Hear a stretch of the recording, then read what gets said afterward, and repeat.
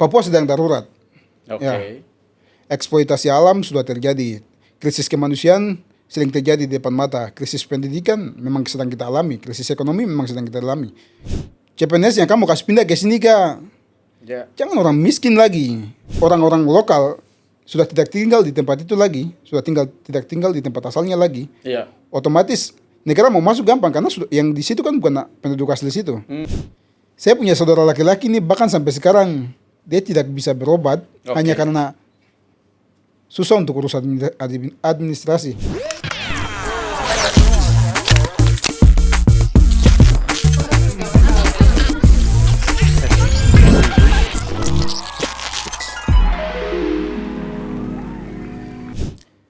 Yo, halo, what's up, kaks, pacem-pacem semua dimanapun kalian berada. Saya berharap kalian sehat-sehat saja. Kali ini saya kembali lagi ingin diskusi sama Bung Onan, ya. Ini kali ke 1200 ya, kita mau ketemu. Betul tidak? Ini kedua kali. Kedua kali. Oke. Ya, ini kali kedua kita ketemu dan ingin bicara topik yang menarik tentunya ya. Topik kali ini datang dari berita yang sedang viral sekarang ya tentang transmigrasi. Betul ya, tentang transmigrasi. Ya, tentang transmigrasi. Saya pikir dalam beberapa waktu belakangan ini kalau teman-teman ikuti di media sosial, di YouTube, di Facebook, Twitter, TikTok, dan lain sebagainya. Berita kali ini untuk kalangan Papua sendiri dibanjiri dengan berita transmigrasi. Selain berita politik ya. Selain berita politik, kali ini berita yang sedang trending topik di Papua adalah tentang transmigrasi. Oke, gengs, langsung saja bicara tentang transmigrasi. Transmigrasi. Kira-kira apa yang Bung Onan ketahui tentang transmigrasi? Dan saya lihat di Papua tanggapan hampir seluruh rakyat Papua ya, hampir seluruh masyarakat Papua itu menolak tentang transmigrasi. Itu pandangan Bung Onan itu seperti apa tentang transmigrasi ini? Baik, terima kasih ya Bang Yance. Saya kira ini kali keduanya saya di tempat ini di podcast Kasikado. Ya. Mungkin kali ini kita akan berbicara soal transmigrasi dalam pandangan pribadi saya sendiri. Mungkin kalau ini kita secara garis besar, kalau dalam pengertian secara akademisnya kan transmigrasi ini dalam sebuah negara perpindahan penduduk dari tempat yang overpopulasi atau tempat yang kepadatan penduduknya besar dipindahkan ke tempat-tempat yang dianggap belum ada atau kurang penduduknya begitu. Dalam pandangan akademis saya kira itu sesuatu yang baik dalam pandangan akademis. Cuman dalam penerapannya kami melihat dalam pandangan kami penerapannya ini seakan-akan semua hal yang kami pikirkan selama ini, transmigrasi ini menjadi akhir dari semua permasalahan yang pernah terjadi di tanah Papua begitu. Jadi maksud saya seperti ini. Transmigrasi itu awal mulainya semenjak masa rezim Soeharto. Setelah masa aneksasi 1 Mei 1963, aneksasi, kita orang Papua bilang aneksasi karena kita merasa bahwa kita ini dimasukkan secara paksa ke dalam Negara Kesatuan Republik Indonesia. Dalam pandangan negara mengatakan bahwa kami tanggal 1 Mei 1963 itu orang Papua berintegrasi ke dalam Indonesia atau menggabungkan diri ke dalam Indonesia. Kesalahpahaman ini membuat berbagai macam sejarah kelam yang bahkan sampai hari ini pun dapat kita lihat. Jadi awal mula transmigrasi itu terjadi pada tahun 1964. Jadi setelah 1 Mei 1963 aneksasi 1964 tuh gelombang besar transmigrasi sudah dilancarkan oleh rezim Soeharto tuh. Program yang digunakan pada saat itu adalah program Repelita atau rencana pembangunan 5 tahun. Itu diinstruksikan langsung oleh Presiden Soeharto pada saat itu. Repelita pertama terjadi pada tahun 1964. Repelita kedua terjadi pada tahun 1970-an. Repelita ketiga terjadi pada masa di akhir rezimnya Soeharto, rezim itu Orde Baru. Terus Repelita yang keempat terjadi di tahun 2000-an di masa pemerintahannya rezim anaknya Bapak Soekarno, yaitu Ibu Megawati Soekarno Putri. Ya. Rentetan peristiwa soal transmigrasi ini saya kira bukan awal. Jadi berdasarkan apa yang tadi saya sampaikan dari semenjak Repelita hingga sekarang, ini adalah peristiwa yang sangat panjang dan sudah terjadi bahkan sebelum seumuran saya, teman-teman seumuran saya itu lahir. Ya. Atau mungkin bahkan Abang Jance pun belum ada. Itu sudah terjadi. Saya sudah ada dulu. Abang kelahiran tahun berapa coba? Saya bilang Adam dan Hawa belum lahir, saya sudah lahir duluan tapi. Saya kan Abang belum ada pada saat itu. Ya. Itu sudah terjadi transmigrasi. Jadi bayangkan coba, ini kira-kira sudah berapa generasi, dan ini dalam pandangan kami merasa bahwa ini sebuah permasalahan yang besar. Bahkan seluruh media, teman-teman mahasiswa melakukan aksi dan lain sebagainya. Bahkan di Jayapura baru saya kemarin. Ya. Mereka melakukan aksi penolakan terhadap transmigrasi. Terus teman-teman di luar Papua juga melakukan aksi. Teman-teman di Timika sini pun akan melakukan aksi. Ya. Bayangkan ini penolakan, terus teman-teman di Sorong pun melakukan aksi. Ini kira-kira kalau kita lihat kan pada rezim yang baru ini, rezim Prabowo, dia berencana untuk dengan terus terang dia menyampaikan bahwa dia akan melakukan transmigrasi ke Papua, memindahkan penduduk dari misalnya di wilayah Jawa dipindahkan ke Papua dan lain sebagainya itu. Jadi saya pikir walaupun ini memang buruk, tapi saya pikir Pak Prabowo cukup berani karena dia tidak munafik. Tidak seperti masa pemerintahan rezim Jokowi. Emang kalau Pak Jokowi gimana? Saya pikir pada zaman pemerintahan Jokowi pun transmigrasi terjadi terus-menerus. Hanya saja dia tidak transparan dalam melakukannya. Setiap kapal putih yang tiba di pelabuhan itu pasti ada transmigrasi yang masuk. Di masa awal yang tadi saya bilang Repelita, itu di tahun 1964 hingga tahun 1993 itu kira-kira ada 54.000 yang masuk itu, 54.000 jiwa yang masuk ke Papua. Dengan jumlah kakak itu kurang lebih 13.000. Itu kira-kira kalau dihitung sampai tahun yang, maksudnya di zaman yang kita ini, kira-kira sudah berapa manusia yang menempati wilayah-wilayah yang seharusnya bukan wilayah dari mereka. Sudah merampas hak-hak adatnya masyarakat lokal, terus hak ekonomi, hak politik. Bahkan lihat sekarang saja siapapun yang mau menjabat harus di sampingnya bergandengan dengan orang-orang yang berasal dari bukan orang Papua. Ini dengan begini membuktikan bahwa kita kalah jumlah, orang Papua kalah jumlah, jujur aja. Kita terbuka, terus terang aja. Orang Papua kalah jumlah. Makanya kalau orang Papua mau bersanding dengan orang Papua untuk maju, itu pasti akan kalah suara, kalah telak pasti. Makanya mereka harus gandeng dengan orang yang berasal dari luar. Ini program ini yang buat. Ini adalah jalan yang saya pikir menghilangkan hak politik orang Papua. Karena orang Papua tidak bisa memilih orang-orang yang mereka anggap mampu untuk memimpin mereka ke arah yang benar. Terus ini soal transmigrasi ini juga dalam pembacaan kami rasa bahwa ini lebih daripada operasi militer. Coba bayangkan saja Abang Jance, bayangkan seperti ini. Misalnya kalau operasi militer kan dia mesti kirim tentara dari luar untuk menjaga teritori yang dianggap menjadi bagian daripada Indonesia. Jadi dengan begitu otomatis kan itu tentara pasti diberi makan, terus segala macam hal pembiayaan dipastikan oleh negara harus dalam keadaan baik-baik saja. Negara menjamin itu. Tapi dengan mengirim transmigrasi, soal mau hidup segala macam itu kan urusannya masing-masing. Yang penting tanah dan rumah seperti yang kemarin dalam berita yang keluar, tanah dan rumah berapa itu, tanah berapa hektar, rumah berapa ini kan disediakan oleh negara. Soal hidup dan sebagainya itu tergantung. Apa pengaruhnya? Pasti bayangkan kalau misalnya di pelosok-pelosok kita lihat di tengah-tengah kota begini sedikit, tapi kalau coba kita lari misalnya di Timika sini, kita lari ke bagian SP-SP. Wilayah-wilayah ini menjadi nama SP karena ada transmigrasi. Dari SP1, SP2, SP3, SP4, SP5, SP6, SP7. SP9, SP12, SP13. Ya.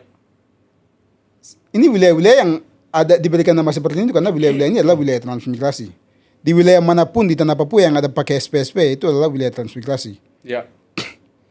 Jadi saya rasa ini lebih kejam daripada operasi militer. Operasi militer tadi. Operasi militer karena banyak hal yang bisa terjadi. Perampasan hak wilayah terus. Oke. Terus satu poin yang saya bilang lagi, beberapa hari lalu tuh di sini terjadi jadi ada backupan keamanan. Jadi di sini ada aparat TNI yang berusaha untuk istilahnya mengintimidasi warga lokal di sini di Timika ya. Oh ya? Mengintimidasi warga lokal Untuk? mengambil tanah. Jadi tidak tahu tujuan tanah itu mau diarahkan kemana, tapi tanah itu tanpa sepengetahuan orang yang punya tempat, mereka sudah kasih kapling kasih patok-patok dan lain sebagainya tuh. Itu di Timika. Banyak abang, silakan cek aja di mana-mana. Itu SP5 lari sampai sana juga. Itu saya kira tanah belum selesai juga itu. Oke. Itu tanah-tanah adat belum selesai juga itu. Iya. Ini pengintimidasian seperti ini yang kita maksudkan. Orang Papua nanti akan semakin terpojok dan termarginalisasikan. Oke. Marginalisasikan artinya orang Papua semakin tersingkirkan. Akhirnya ujung-ujungnya orang Papua tidak akan mampu bersaing di dalam dunia ekonomi, dunia politik, terus tidak akan mampu bersaing secara pendidikan. Oke. Karena jujur aja, kita sepertinya ketinggalan 50 tahun soal pendidikan. Ya. Ya. Ketinggalan 50 tahun soal pendidikan. Ya. Bukan karena kita tidak mampu, tapi ketersediaan itu tidak diberikan oleh negara. Betul. Ya saya kira soal transmigrasi ini memang masalah yang serius dan harus ditanggapi oleh seluruh rakyat Papua dan bahkan oleh orang-orang yang punya kepentingan di tanah ini. Ya. Bahkan negara sekalipun harus istilahnya mengevaluasi ulang apakah pernyataan yang telah mereka sampaikan itu apakah mereka akan tindak lanjuti atau mereka akan biarkan itu terjadi saja. Oke. Kalau kita lihat di data sensus penduduk, kalau misalnya kita cari-cari teman-teman di rumah juga boleh cek kira-kira berapa sih orang asli Papua yang sisa. Oke. Paling gabungan satu pulau Papua ini tidak sampai 5 juta juga apa? Ya. Penduduk Indonesia hampir 270 jutaan lebih. Ya. Kira-kira kalau 270 kurang 5 sisa berapa? 265 juta. Ya. Kipas orang Papua habis semua langsung. Tidak setengahnya itu. Tidak ada setengahnya. Tidak setengahnya. Mungkin berapa? 0,1 0,1%. Iya. Orang Papua sudah habis. Jadi kan ada tawaran yang bisa dilakukan tuh. Kenapa sih tidak bisa melakukan translok? Translok kan transmigrasi lokal. Oke. Jadi orang Papua boleh pindah ke tempat yang lain, boleh dipindahkan ke tempat yang lain yang dianggap masih ada kosong-kosong. Itu dulu lah yang diurus. Jangan datangkan orang dari luar. Lakukan translok lah. Oke. Kalau bisa negara lakukan translok di tanah Papua. Tempat-tempat yang dianggap masih belum penduduknya masih belum padat. Ya. Ya boleh lakukan transmigrasi. Atau memang saya tidak setuju dengan poin yang ingin saya sampaikan ini, tapi yang soal yang barusan ingin saya sampaikan. Oke, translok tadi. Bukan, maksudnya pemerintah tidak usah datangkan orang dari transmigrasi dari luar lagi. Oke. Tapi orang-orang yang sudah dari 1963 itu tadi, 1964 tadi itu. Ya, yang transmigrasi yang sudah dilakukan dari tahun lalu. Ya. Kesejahteraan mereka diperhatikan dulu lah. Oke. Ya, kalau itu saya setuju poin itu. Kesejahteraan mereka diperhatikan dulu lah. Ya. Ini ada terjadi pembiaran yang begitu besar. Mereka saja terjadi biarkan oleh negara, apalagi kita yang orang asli Papua yang selama ini merasakan penderitaan yang begitu luar biasa. Oke. Saya kira soal transmigrasi ini memang masalah yang sangat besar dan perlu dibicarakan oleh semua orang. Ya. Dan kalau mau jujur, Papua sedang darurat. Oke. Ya. Eksploitasi alam sudah terjadi. Krisis kemanusiaan sering terjadi di depan mata. Krisis pendidikan memang sedang kita alami. Krisis ekonomi memang sedang kita alami. Krisis dalam berpolitik juga sedang kita alami juga. Oke. Jadi Papua darurat. Tema umum yang mungkin yang ingin saya sampaikan untuk soal persoalan ini, saya pikir soal Papua darurat. Oke. Ya. Jadi judulnya adalah Papua darurat. Papua darurat saya kira. Oke. Papua darurat. Ya. Kalau maksudnya secara jujur ingin sampaikan, coba kita banding suara sudah penduduk yang tersisa nih. sudah jengkel sekali, serius. Hmm. Kita banding suara sudah. Apakah penduduk yang masih sisa ini mau merdeka atau tidak? Kita banding suara sudah. Iya, Ini sudah iya. tidak jalan. Maksudnya bayangkan krisis pendidikan, krisis ekonomi. Kita tidak dapat tidak dapat apapun dari segala macam perusahaan yang bagus ini. Iya. Bahkan beberapa bulan lalu tuh Haji Salim Oke. baru kirim 2.000 eksavatornya, dia beli di Cina tuh harga 4 triliun tuh. Yang ke Merauke atau Merauke, ya. Merauke itu ya. Dia babat 1 juta hektar hutan itu. Oke. Coba abang bayangkan itu 1 juta hektar tuh. Iya. Iya. Macam tiga kali Pulau Jawa itu. Iya. Gak tahu dia mematikan akan berencana mematikan berapa jenis ekosistem yang hidup di sana itu. Kalau sampai itu terjadi itu. Sedang berjalan nih. Abang tidak lihat, tidak ikuti. Saya belum ikuti itu, Oh, Tuhan. Itu dia sedang berjalan, serius. Oh, come on. Sedang berjalan. Dibabat habis semua tuh. Oke. Iya, iya. Ini gilanya nih. Iya. Gilanya. Terus ini belum kita lihat.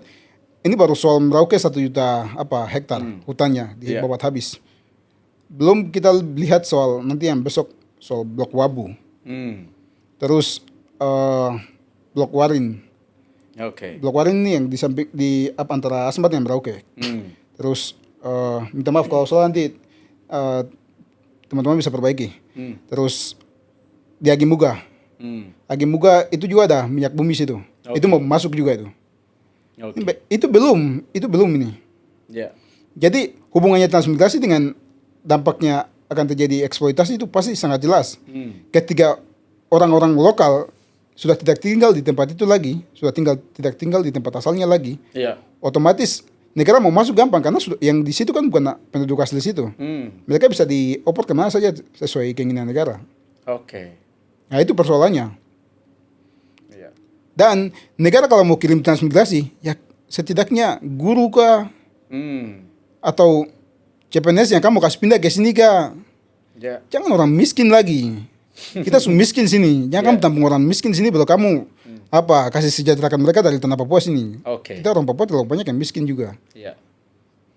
Terlalu banyak orang yang dikirim dari luar tuh. Ternyata kita pikir mereka tuh di sana sudah istilahnya kehidupannya sudah mantap atau apa dan lain sebagainya, tapi ternyata tidak. Ini memang masyarakat yang seperti itu yang saya maksudkan tadi itu. Iya, iya. Papua saja belum sejahtera terus negara melakukan seperti ini. Kira-kira maksudnya mau bikin apa lagi? Saya bingung. Makanya tadi saya dengan agak emosi saya sampaikan Papua sedang dalam keadaan darurat. Iya. Kalau mau ya kita hitung suara ya sudah. Iya. Kalau kita hitung suara ya kita siap pisahkan diri. Buat apa yang kayak begini? Oke. Jadi menurut Bung Onan itu program transmigrasi ini berbahaya untuk orang rakyat Papua ya, orang Papua ini ya. Sangat-sangat berbahaya, Bang. Iya. Karena gini, maksud saya di sisi lain ya.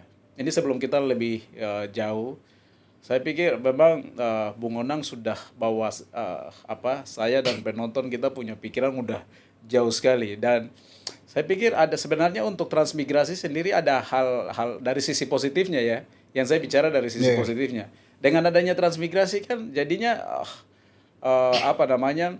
orang-orang dari luar itu kan bisa membawa pengaruh-pengaruh yang positif misalnya, ya kan. Jadi Bung Onan bicara dari sisi positif. Saya pikir dari sisi positif sendiri,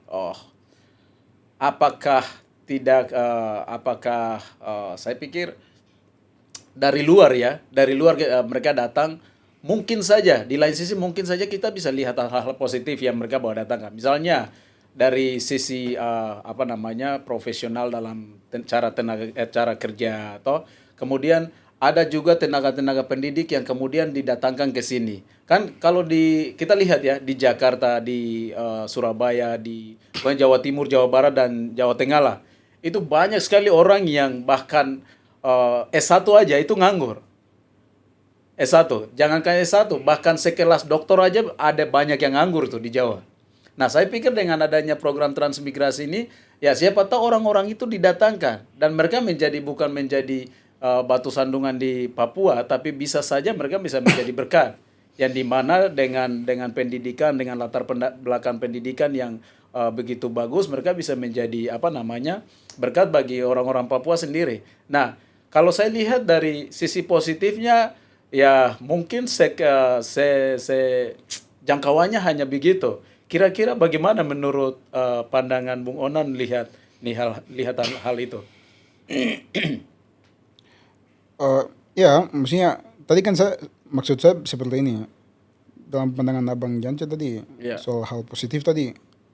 Ya kalau mau kirim orang-orang seperti itu tidak apa-apa. Oke. Kan tadi saya sudah sampaikan juga kalau mau kirim yang orang-orang seperti itu tidak apa-apa, yang punya apa istilahnya dalam hal seperti teknisi, guru atau apapun itulah. Yang penting jangan warga yang tidak tahu buat apa-apa terus datang bikin susah tanah Papua sini. Oke. Karena selama ini yang masuk tuh itu warga-warga itu. Ya. Mereka datang sampai di sini yang ada malah rampas hak ekonomi rakyat. Rakyat dalam artian hak ekonomi masyarakat lokal sini. Ya. Itu misalnya coba kalau Abang hampir di sini kemarin saya ada lihat ada 200 pengusaha Pinang enggak? Oke. 200 pengusaha Pinang yang berikan suara ke salah satu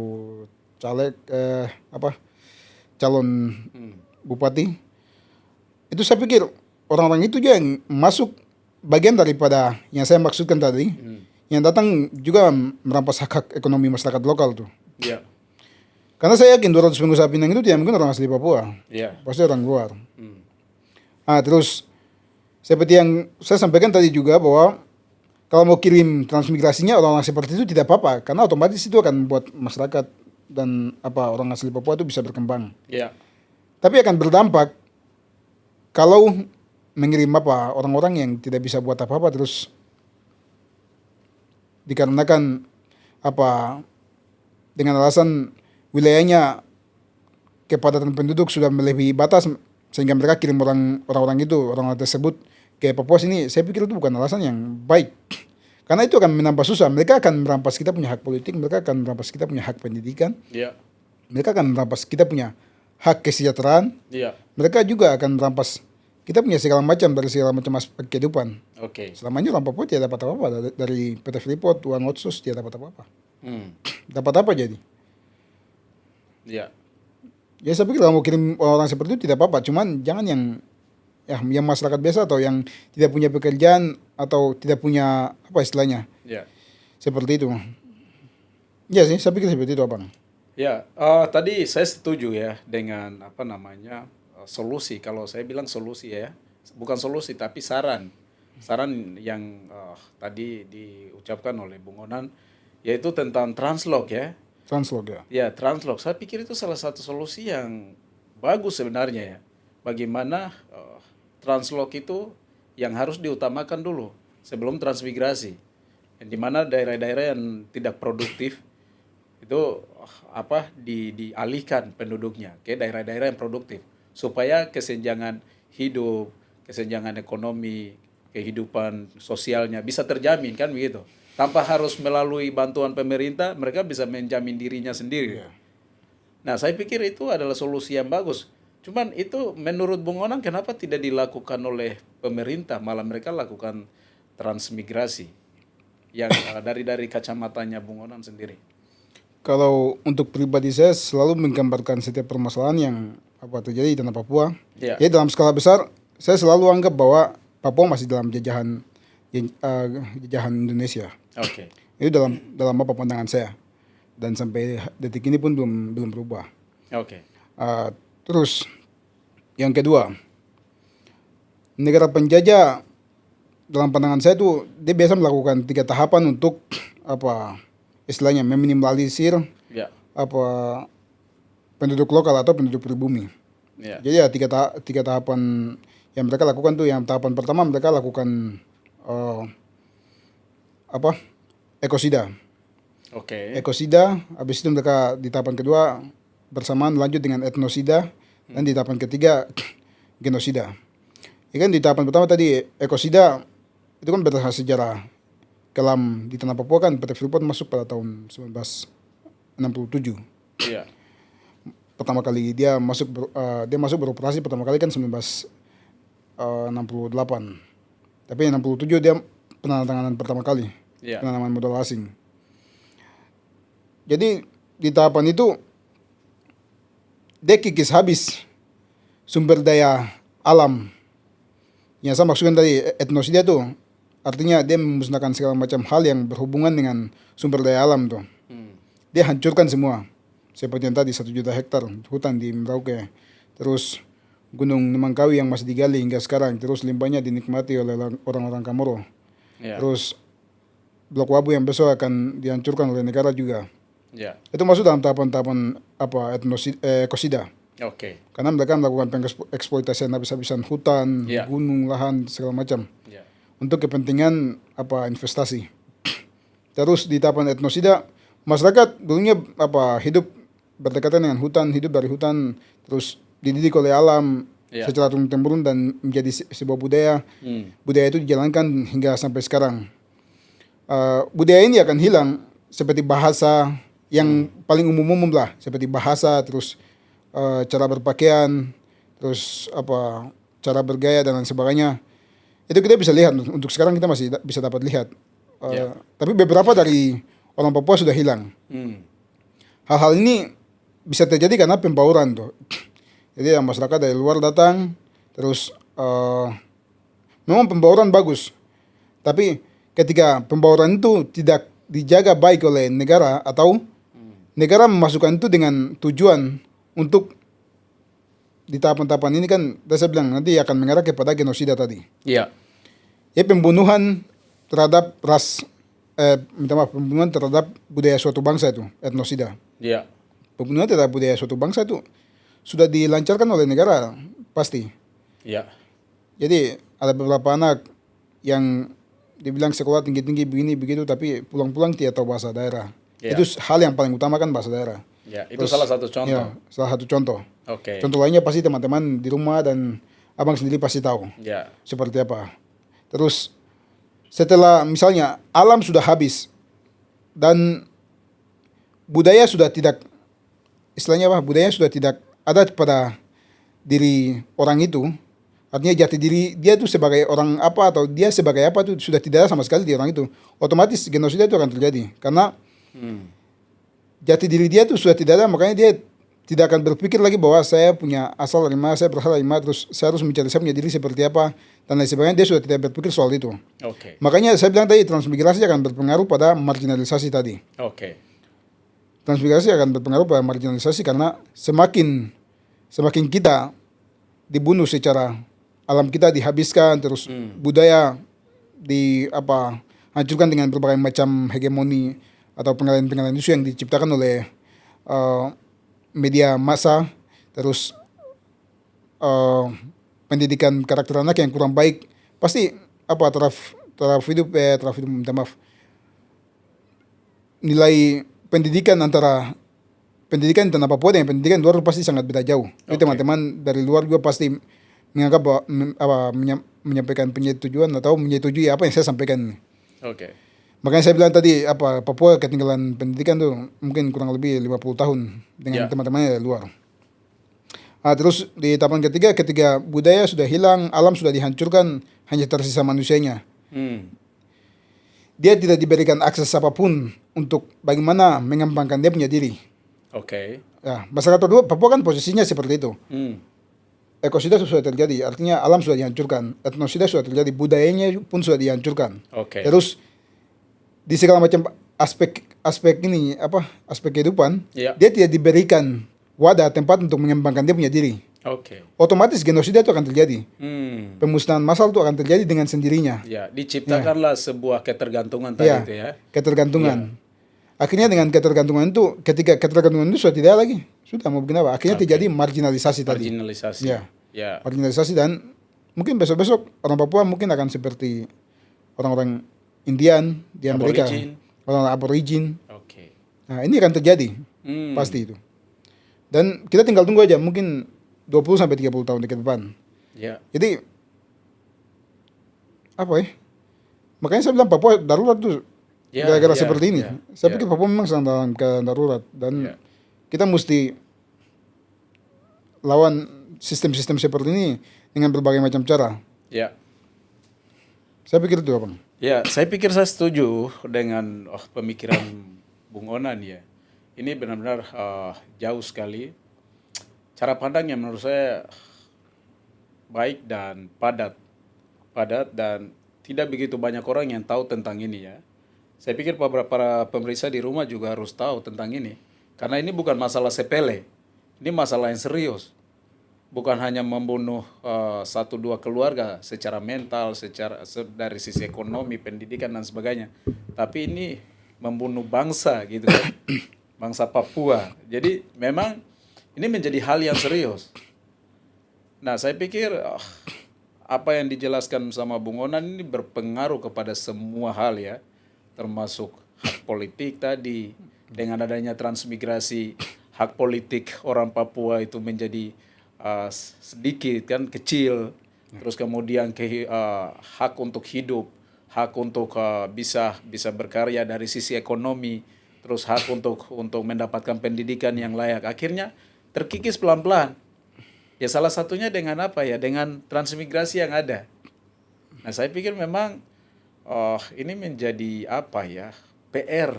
Gitu. PR bukan PR untuk orang lain, tapi PR untuk orang Papua sendiri. Karena ini yang alami adalah kita orang Papua ini, bro. Kita orang Papua ini. Kalau kita tidak menanggapi hal ini secara serius, tidak akan tunggu lama. 5, 10 tahun, 20 tahun ke depan selesai. Kita tinggal hitung aja, lihat aja. Suku mana nih yang akan punah lagi? Setelah suku ini, suku mana nih yang akan punah lagi? Marga mana nih yang akan punah lagi? Marga yang tidak kuat beradaptasi, suku yang tidak kuat beradaptasi, selesai. Kita tinggal lihat, hilang pelan-pelan. Begitu tidak, bro? Setuju, Bang. Saya pikir memang ini menjadi masalah yang serius dan harus dipikirkan oleh seluruh orang Papua, mulai dari bayi sampai yang sedikit lagi bau tanah, kan begitu? Ya. Karena ini menjadi ancaman besar. Dan ya ini sangat disayangkan ya menurut saya, kebijakan yang dilakukan oleh setiap presiden Indonesia dari zaman Soekarno sampai sekarang zaman Prabowo. Ya, seperti yang Bung Onan sampaikan tadi bahwa di zamannya Jokowi pun sudah jalan, tapi tidak terang-terangan seperti ini. Ya secara halus banyak. Memang Pak Jokowi kan orangnya kalem, santai, tenang, tapi kan menghanyutkan. Jadi memang saya pikir banyak hal yang juga sudah dilakukan oleh Pak Jokowi dari sisi negatifnya ya. Karena saya menganggap, saya sebagai orang Papua juga ya, menganggap bahwa transmigrasi ini adalah negatif bagi saya gitu. Bung Onan juga. Ya saya pikir ini sudah dilakukan oleh zamannya Pak Jokowi sendiri, yang kemudian dilanjutkan lagi oleh Pak Prabowo. Nah, ini logika saya mikirnya begini, Pak Prabowo kan punya track record yang buruk ya. Presiden kita ini, yang saat ini, presiden kita saat ini kan punya track record yang buruk ya untuk Papua sendiri. Yaitu pernah lakukan operasi militer di tahun berapa itu? 1969. Ya, 1969 dan lain sebagainya lah. Yang dimana itu masih terngiang-ngiang di hati, pikiran, dan tanah Papua sendiri. Nah, saya pikir dengan dia menjadi presiden, harusnya judulnya jadi menebus dosa gitu kan. Iya tidak. Maksud saya bukan menambah dosa, tapi menebus dosa. Ya gimana caranya? Ayolah, karena biar sedikit banyaknya, kemarin orang Papua banyak yang support beliau loh gitu. Ini kalau bicara dari hati ya.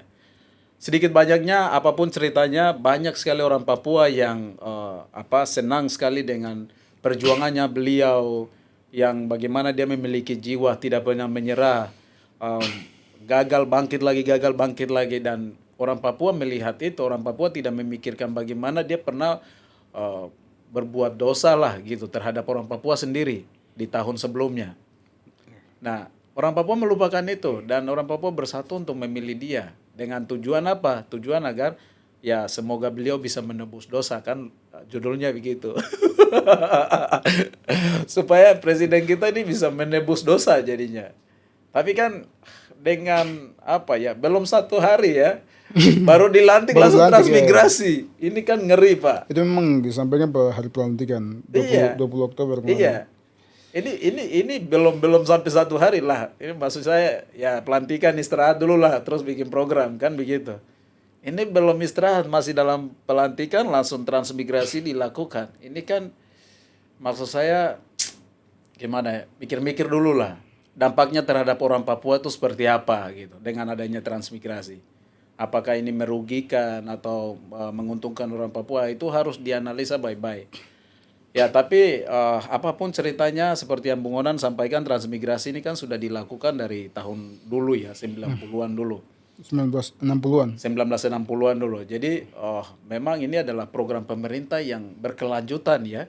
Berkelanjutan dan harus dilakukan siapapun pemimpinnya. Sepertinya. Sepertinya gitu ya. Karena mulai dari zaman Soekarno sudah ada. Dan ini adalah apa namanya? Gimana ya? Ancaman. Ancaman yang besar bagi kita orang Papua. Kalau orang Papua tidak siap, oh ini bahaya sekali untuk orang Papua. Kalau saya dengar sedikit banyaknya dari penjelasan Bung Onan seperti itu. Tapi Bung Onan, apa ya? Yang menjadi pertanyaan bagaimana tanggapan Bung Onan terhadap apa? Ini kan saya beberapa hari lalu tuh duduk cerita-cerita dengan teman-teman di SP6. Di SP6 kan ada beberapa teman-teman saya yang berkebun di sana dan mereka jual sayurnya kan di saya. Jadi saya selama diskusi dengan mereka di sana itu mereka punya ribuan keluhan. Mereka merasa bahwa mereka ini udah orang Papua karena dari dong punya bapak, teteh sampai di angkatannya mereka ya mati hidup di Papua. Dan mereka merasa bahwa mereka setelah dikirim ke Papua, mereka terlantarkan. Jadi harus adu nasib sekeras mungkin, sehebat mungkin. Dengan kondisi situasi Papua yang seperti ya kita tahu lah gitu. Nah mereka merasa bahwa mereka sendiri belum dapat kehidupan yang layak. Gitu. Mereka sendiri merasa bahwa mereka belum mendapatkan kehidupan yang layak. Apalagi orang-orang Papua. Logikanya begitu. Nah ini bagaimana tanggapan Bung Onan terhadap transmigrasi sendiri? Jadi kita lihatnya bukan kebijakan pemerintah, tapi bagaimana nasibnya orang-orang yang akan ditransmigrasikan ke setiap daerah di Papua. Kira-kira pandangan Bung Onan tuh apa terhadap transmigrasi ini? Pertama, kita harus tahu bahwa program transmigrasi adalah agenda terselubung untuk menangkal perjuangan Papua Merdeka. Itu yang pertama. Oke. Itu dalam pandangan umum. Terus yang kedua, transmigrasi juga berguna untuk menghentikan gerakan-gerakan yang berbau memisahkan diri dari NKRI. Khususnya di tanah Papua. Oke. Jadi saya pikir patokan pemerintah itu masih di situ. Kita bisa lihat untuk tahapan ini, saya pikir pemerintah, saya pikir dalam hal ini transmigrasi yang sudah datang terlebih dahulu seperti yang tadi Abang Jance jelaskan, itu mungkin mereka tahun 70-an atau tahun 60-an mungkin yang mereka bilang mereka punya tete lah sudah di sini sampai itu, saya pikir mereka sudah duluan dari lama. Ya kira-kira kalau mau dapatkan kesejahteraan ya pemerintah seharusnya perhatikan orang-orang yang sudah ada di sini dulu. Orang Papua dan orang-orang yang waktu itu sudah didatangkan sebagai transmigran ke tanah Papua. Itu kesejahteraannya diamankan dulu. Lah ini orang gila siapa yang penduduk lokal saja kesejahteraan belum terjamin, segala macam aspek kehidupannya masih berantakan sekali. Terus mereka kirim orang juga mereka tidak urus baik-baik. Tapi hanya demi menangkal isu Papua Merdeka saja mereka kirim orang terus menerus. Makanya itu saya bilang tadi operasi militer, transmigrasi itu lebih berbahaya daripada operasi militer. Karena negara sedang mengorbankan dua-duanya ini, manusia dan manusia. Mengorbankan manusia demi dia punya ego supaya Papua Merdeka itu tidak ada begitu. Nah kita bicara terus terang aja toh. Satu-satunya alasan kenapa segala macam hal ini bisa dilakukan, segala macam aspek kehidupannya orang Papua dibatasi dengan sedemikian mungkin, itu hanya karena itu. untuk menangkal isu-isu Papua Merdeka itu. Oke. Ya. Karena kita jujur aja, bahkan per detik ini di internasional berbicara soal Papua itu pasti sudah memang sangat-sangat isu yang sangat-sangat hangat. Oke. Isu yang sangat-sangat hangat. Apalagi ditambah dengan kemarin ada penahanan pilot itu. Penyanderaan pilot oleh Egyanus Kogoya, Jenderal Egyanus Kogoya. Saya pikir untuk menangkal isu-isu itu. Jadi negara tidak peduli apakah kau akan hidup baik, kau akan hidup buruk, urusan. Yang penting saya sudah kasih tanah, saya sudah kasih lahan, kau tinggal mau kau konflik sama masyarakat lokal kah, masyarakat apakah? Itu urusan kau. Urusan kau. Ada apa-apa tinggal lapor ke militer aja, nanti biar militer yang tangani. Oke. Nah, itu yang terjadi ya bang. Ya kayak ayam dan ayam. Ya udah, kau masuk dalam kandang, kau masuk kandang baku adu. Siapa yang jago pas siapa yang keras dia bertahan hidup. Bertahan hidup. Ngeri sih Pak. Jadi kita pantau aja tuh wilayah-wilayah mana yang sudah akan dimasuki oleh para transmigran tuh untuk di tahapan sekarang. Oke. Hampir semua di tanah Papua. Kemarin saya lihat kalau tidak salah di Jayapura, di Mimika masih ada Mimika. Mimika, Jayapura, Sorong. Yang sudah demo ya? Bukan. Ini dalam perencanaan Pak Prabowo untuk pengiriman transmigrasi, ini wilayah-wilayah yang saya kemarin kalau tidak salah ada beberapa wilayah termasuk Timika masuk, terus Nabire, Jayapura, Merauke, dan beberapa wilayah di Papua lainnya. Itu nanti akan dikirim. Jadi transmigran akan dikirim ke sana. Timika sendiri saya dengar itu 4.000 Iya. orang kan? Benar abang. Terus 4.000 tuh. di mana? Nabire ya, itu 6.000-an. Saya kemarin ada baca-baca sekilas saja, lihat data-data, wah ngeri Pak. Ini bisa ini, orang Jawa sudah bisa, orang transmigrasi kalau dong bersatu ini sudah bisa cetak 2 kursi ini. Ngeri Pak. Akhirnya menghilangkan hak politik tadi. Iya. Hak politik disabotase. Iya. Jadi kan dengan seperti ini kan, makanya saya bilang soal isu Papua Merdeka tadi karena dengan begini negara bisa membatasi ruang tadi, dalam aspek politik negara bisa batasi. Oke. Terus pemenuhan hak-hak hidup dari hak pendidikan, hak ekonomi, terus hak hak-hak kemanusiaan dalam hidup orang asli Papua itu sendiri. Orang kalau dalam undang-undang Otsus kan orang Papua adalah satu. Yang ayah dan ibunya adalah orang Papua. Oke. 2. Yang salah satu di antara ayah atau ibunya orang Papua. Terus yang ketiga, ada beberapa syarat mungkin yang sudah 10 tahun sudah hidup di Papua. Ini kan banyak yang sudah lebih dari 10 tahun. Oke. Atau mungkin mereka main di administrasi aja. Ya. Bayangkan transmigrasi itu dari luar mau datang ke sini itu mereka punya segala macam tuh sudah disiapkan oleh negara. Tinggal mereka datang langsung jadi warga Papua. Sedangkan kita saja baru kemarin ini saya punya saudara laki-laki ini bahkan sampai sekarang dia tidak bisa berobat hanya karena susah untuk urus administrasi karena berobat di rumah sakit kan mesti pakai KTP. Untuk mau dapat KTP ini saja padahal dia sudah pakai alasan Intan Jaya itu wilayah konflik. Dan segala macam hal bisa terjadi, sekolah terbakar apa segala macam itu orang sudah dengar. Dengan alasan-alasan itu juga tidak bisa. Harus urus surat pindah penduduk. Harus surat pindah penduduk ke sana. Sedangkan orang transmigrasi tadi diurus. Iya, orang transmigrasi diurus, terus dia mau pergi urus di sana ada perang. Bahkan sampai detik ini kan kemarin kan ada penembakan juga.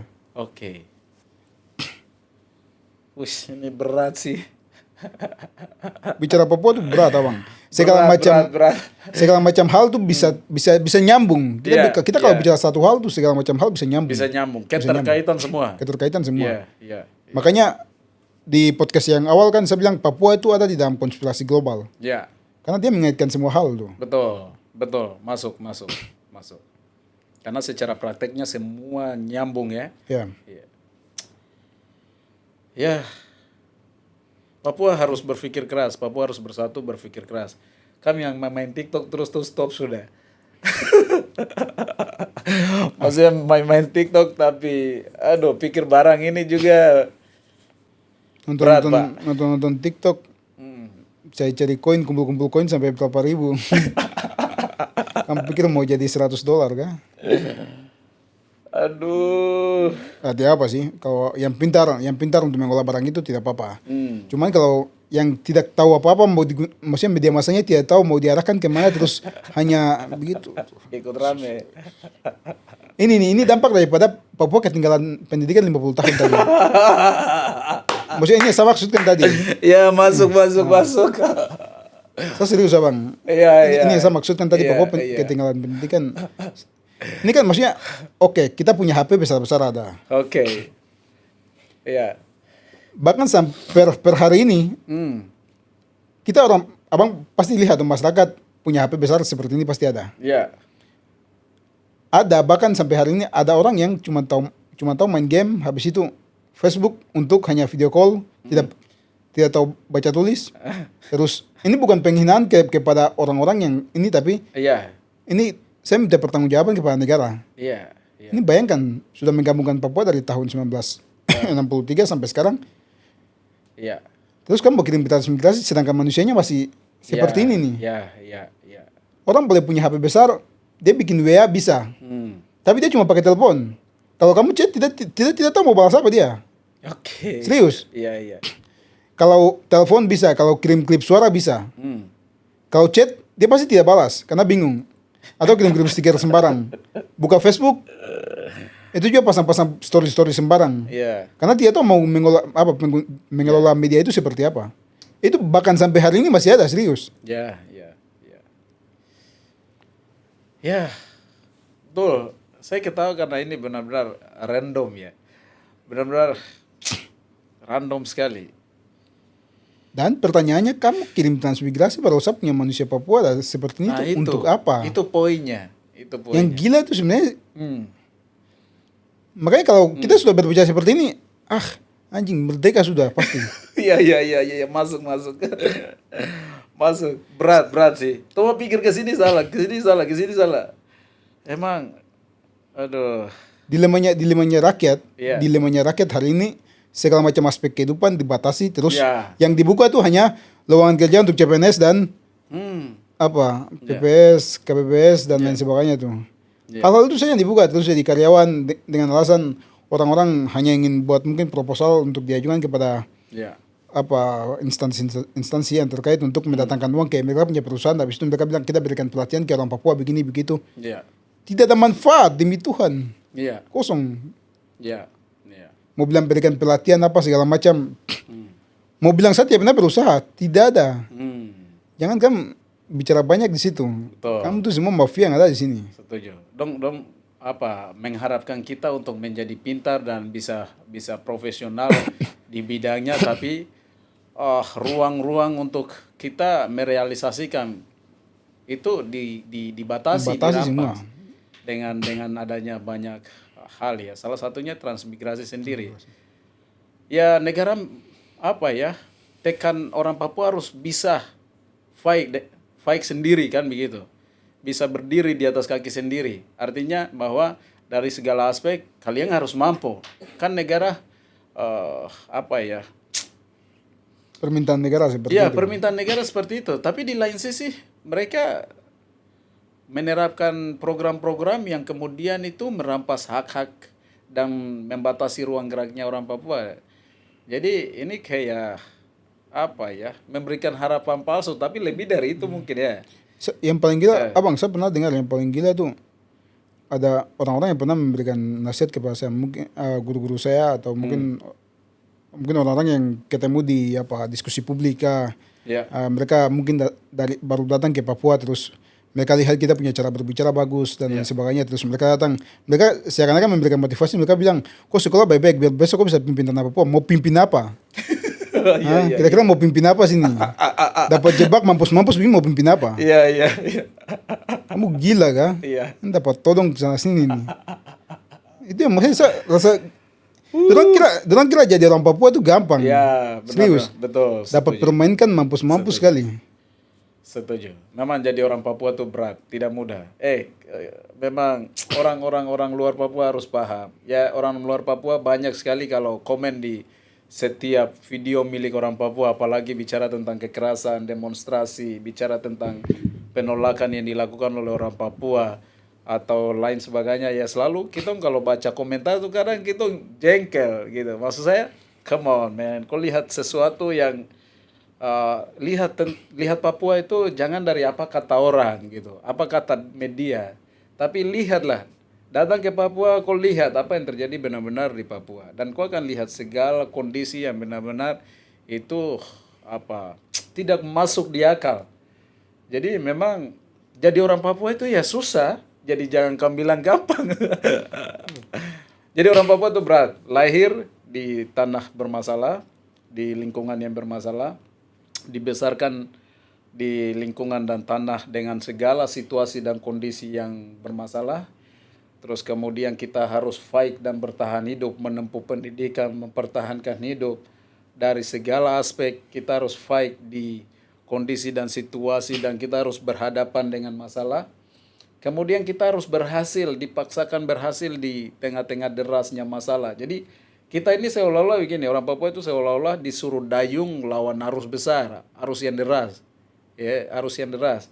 Maksud saya begini, kalau kita disuruh dayung dan disuruh finish dengan kondisi dan situasi, dengan kondisi air sungai yang sangat deras, ya dari 100 orang yang lomba, kita bisa jamin hanya 1, 2, 3 orang yang bisa berhasil. Itu pun ditolong, itu pun ditarik oleh bantuan gitu. Maksud saya ini analogi bahwa kalian harus mengerti kondisi dan situasi Papua itu seperti ini.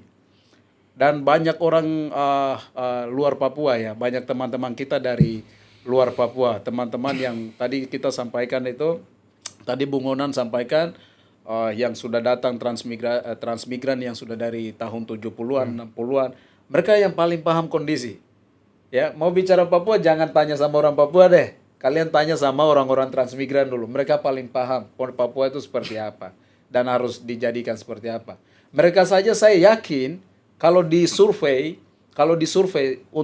untuk orang-orang yang transmigran dulu, kalau disurvei, saya bisa pastikan itu dari 100% mungkin 90% menolak transmigran yang ada.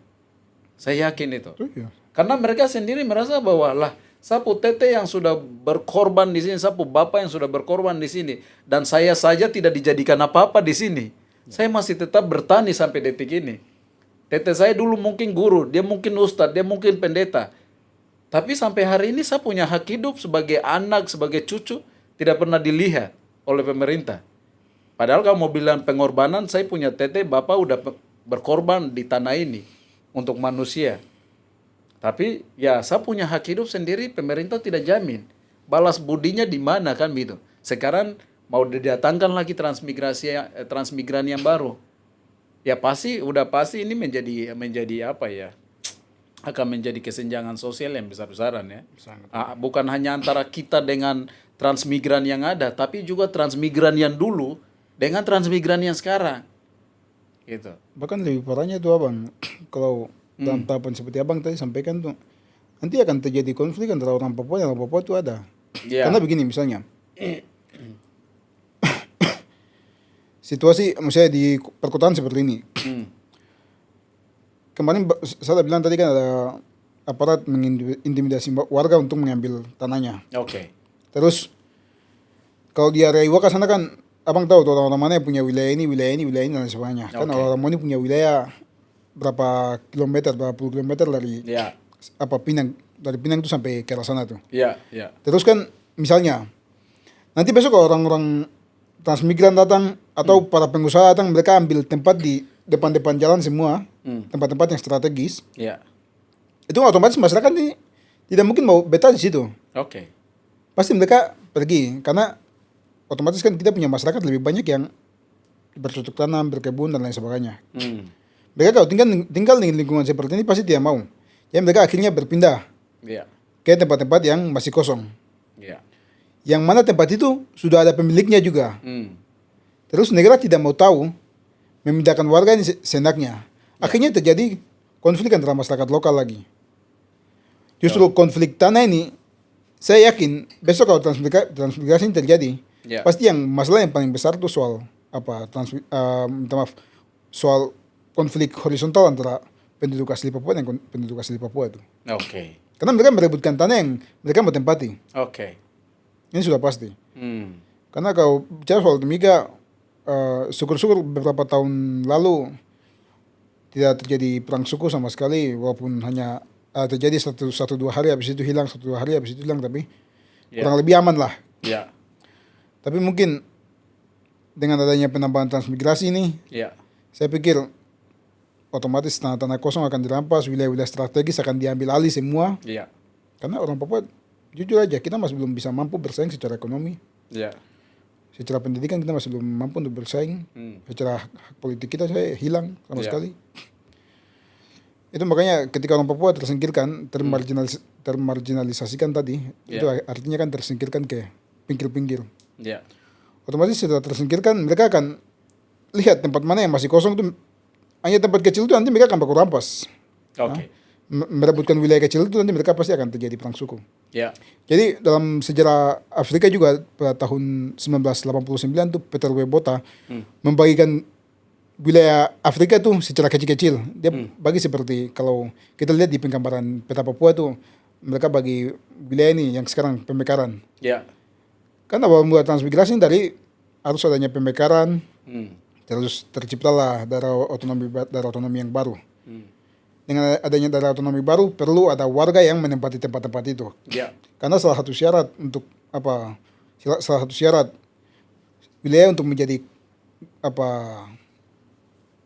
provinsi ataupun kabupaten Ya. adalah soal berapa jumlah penduduk yang Ya, ada di tempat betul. tersebut. Itu salah satu syarat. Dan untuk memenuhi wilayah-wilayah kosong itu harus diisi dengan para transmigran yang nanti akan didatangkan. Ya. Nah, agar syarat-syarat itu terpenuhi. Jadi yang tadi bicara soal Peter Bota, dia membagi wilayah itu menjadi kecil-kecil, dan ketika wilayah itu menjadi kecil-kecil, mereka saling beradu untuk merebutkan wilayah-wilayah itu. Ya. Mereka saling beradu, menciptakan negara-negara boneka. Ya. Negara-negara boneka yang saya maksudkan seperti sekarang, ada Papua Selatan, ada Papua Barat, ada Ya. Papua Tengah, ada Papua Pegunungan. Ini kan provinsi-provinsi boneka yang diciptakan untuk membuat jalan-jalan trans yang akan memudahkan jalur investasi di tanah Papua. Ya. Itu konsepnya kurang lebih sama ya. Konsepnya seperti itu. Ya. Ini akan memudahkan jalur investasi. Oke. Habis itu jalan-jalan trans ini akan diisi dengan para transmigran, tadi mereka dapat tempat-tempat yang bagus, sedangkan orang Papua tersingkirkan. Habis itu akhirnya Timika yang dulu kan tidak seperti ini. Sekarang Timika sudah jadi beda sekali. Ya. Begitupun nanti dengan wilayah-wilayah yang sekarang masih terlihat hutan lebat, Ya. jalan-jalannya masih bagus, sungai-sungainya masih bagus, pasti akan tercemar dan lain sebagainya juga. Ya. Itu pasti akan terjadi. Jadi memang ini permasalahan besar sekali, dan segala hal yang terjadi di tanah Papua itu saling terkait. Tidak terkait. Ya. Karena kita mempelajari sejarah kita versi orang Papua pasti beda dengan apa yang diajarkan di dalam kurikulum yang ada di Buku sejarah Indonesia. buku sejarah Indonesia. Ya. Bahkan bukan mungkin tapi tidak sama sekali memang. Ya. Bahkan soal penamaan pahlawan Franz Kaisepo sama Martin Indey saja itu saya baru dengar pada tahun berapa itu. Ya. Betul. Saya tidak pernah dengar dua nama itu. Ya siapa tahu itu diadakan toh. Nah, bukan itu kan untuk mengantisipasi maksudnya untuk menangkal isu-isu Papua Merdeka juga toh. Oke. Iya. Nah, supaya orang Papua merasa bahwa kami juga pernah dulu memperjuangkan ini. Tidak ada. Tidak orang tua yang memperjuangkan itu. Iya. Oke, Bung Onan. Saya pikir saya senang sekali diskusi dengan Bung Onan. Banyak hal yang saya menjadi tahu, dan saya ingin lanjut, tapi saya pikir kita dibatasi oleh waktu ya, bro. Jadi mungkin pertanyaan terakhir ini, Kira-kira dengan adanya program transmigrasi ini, menurut Bung Onan sendiri solusi yang paling efektif yang harusnya dilakukan pemerintah adalah apa, dan kemudian saran dan pesan mungkin terhadap orang Papua sendiri seperti apa ini? Jadi saya pikir di tanah Papua, kalau kita ukur pasti lebih banyak angka kematiannya dibandingkan dengan angka kelahiran yang terjadi di tanah Papua. Jadi kalau salah satu solusi yang bisa kami tawarkan ya, pemerintah bantu orang Papua bagaimana supaya populasi orang Papua itu bisa bertambah dulu. Oke. Bisa bertambah, habis itu kalian bisa lakukan transmigrasi dan lain sebagainya. Oke. Tapi secara jujur kami memang tolak mentah-mentah segala macam hal yang berguna untuk segala macam proses yang akan dilakukan oleh negara untuk mendatangkan transmigrasi itu. Karena kami rasa orang Papua ini sedang dikuasai dan seperti awal saya sampaikan bahwa kami orang Papua, kami merasa bahwa kami memang berada di dalam penjara besar dan sedang dijajah. Itu perasaan setiap orang Papua, bahkan level gubernur sampai rakyat jelata sekalipun pasti merasakan hal yang sama juga. Oke. Dan di dalam hati kecil mereka pasti berpikir hal yang sama. Tidak usah munafik. Nah, pasti semua berpikir seperti itu. Jadi dengan adanya gelombang-gelombang seperti ini, dengan terus terang saya ingin sampaikan bahwa Papua sedang darurat. Jadi Papua butuh mulut-mulut yang masih bisa bicara tuh. Kamu tidak bisu. Jadi saya pikir kamu bisa bicara untuk menolak segala macam hal yang sedang dirancang oleh negara untuk menghancurkan tanah Papua ini. Ya. Untuk seluruh rakyat Papua dan kawan-kawan teman-teman dari Indonesia yang siap membantu kami, terima kasih banyak. Karena kami sedang sekarat, Papua sedang darurat, kami butuh bantuan. Mungkin seperti itu, Bang. Oke, Bung Onang, terima kasih. Saya senang sekali. Lagi-lagi saya senang diskusi dengan Bro. Banyak hal yang saya pikir bukan hanya saya sendiri, tapi publik di rumah juga mendapatkan banyak hal. Untuk topik ini saya pikir nanti kita bisa ada sesi yang kedua ya, lanjut untuk kedua. Karena ada banyak hal yang saya pikir lebih rinci kita bicara gitu. Bagaimana pengaruhnya transmigrasi ini terhadap dampak-dampak dari segala sisi. Tapi kita pangkasnya itu secara detail ya, supaya khusus untuk orang Papua yang merasa santai stabil aja ini benar-benar paham gitu, paham. Dan hal ini memang bagi saya ini adalah edukasi, dan harus dipahami oleh orang Papua. Ya, saya pikir begitu. Terima kasih banyak Bung Onan. Senang sekali bisa ketemu Bung Onan. Saya pikir ada waktu kapan-kapan kita bisa diskusi kembali lagi. Oke, kaks pace-mace, kamu semua dimanapun kalian berada, terima kasih banyak sudah nonton video kali ini, diskusi kali ini sampai selesai. Saya berharap kalian semua sehat-sehat dan selalu bahagia. Jangan lupa like, subscribe, komen, dan yang paling penting adalah aktifkan tombol notifikasi untuk mendapatkan video-video kita terbaru yang lainnya. So, God bless you. See you in the next video. Bye-bye. Boo.